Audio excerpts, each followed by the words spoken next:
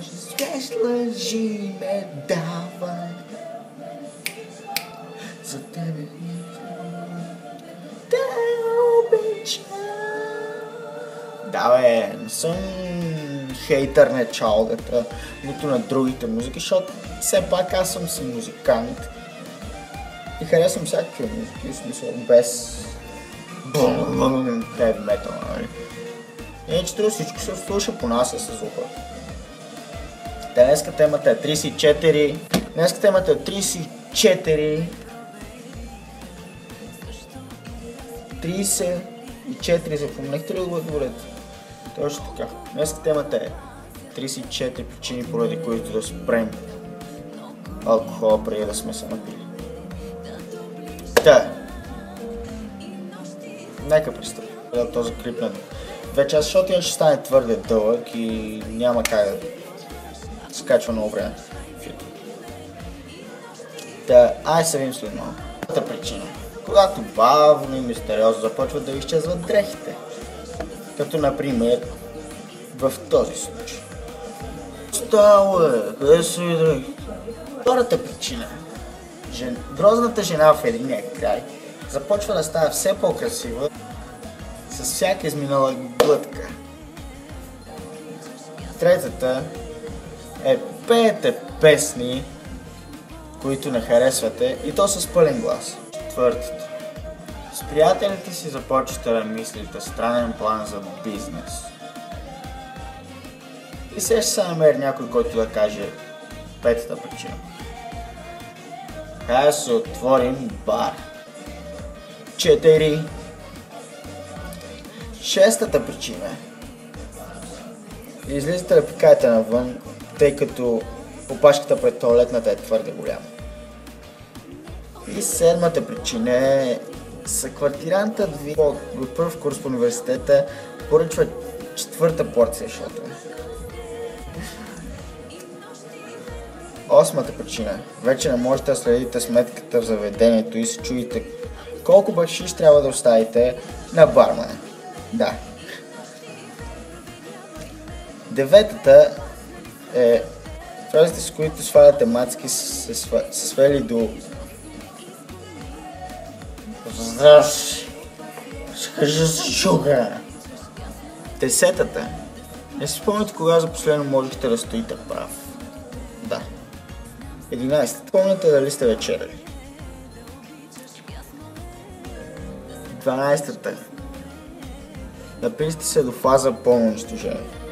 Тоест безпричинно трошене на разни работи около вас ви доставя страхотно удоволствие.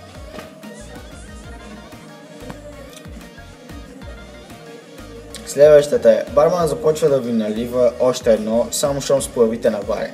Значи представете ли си колко пъти сте ходили до баре и сте казвали "Ожено". 14-та. Чувствате се на изпит по висша математика, докато смятате бакшиша, който трябва да оставите. 15-та е, казвате "не съм пиян", който обаче звучи като "завижа".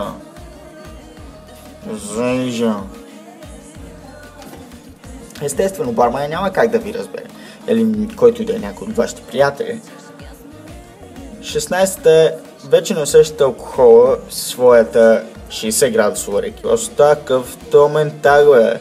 И почвате съответно да биете бармана или тези хора, които са до вас. Решавате, че няма проблем да отговорите на SMS-а на майка си след полунощ, т.е. в 1:30. Започвате да забравяте, че имате половинка, което ви намежда до странен смисъл. Къде ми жената? Хеже? Очекай, аз няма жена, гостатка. Точно така изглеждате. Не ме гледайте. Да. 19-та. Някакси сте успели да се загубите в тази част на града, в която сте се родили. Изглеждате по този начин. 6. Само трябва да кажеш. Чакай, аз е тук. Чакай, аз къде съм? Кой в този града, бе? И 20-та причина и последна, този път наистина последна, защото при малко се заблеях и трябваше да продължа. 20-та причина е: успяете да разлеете половината от новото си питие по пътя от бара до мястото си. Добре хора, това беше клипа за днес. Това беше първата част на клипа за днес, защото ще има и втора, защото са 34 причини и в главата ми в момента е нещо ме разбирате. Защото сега ще направя още един клип, ще кача 2 клипа днеска, утре. Мисъл, там когато си гледате клипа, мисъл, ще видите кога съм качил това сега. Защото, като за пръв влог, не знам ли справя добре, пишете в коментарите, ако имате нещо. Мисля, не такива хейтърски неща, ти си пълен тапак, не мога правиш видео, не такива работи. Смисъл, казвайте, ако има нещо грешки да поправям, ама не по този груб начин. Ако има нещо да поправям, дайте един лайк, ако ви харесва клипа. Това е още взето. Скоро ще направя и страница във Facebook, която му харесвате. Ако повтарям, това е първи влог, не знам дали се справя добре. Вие решите.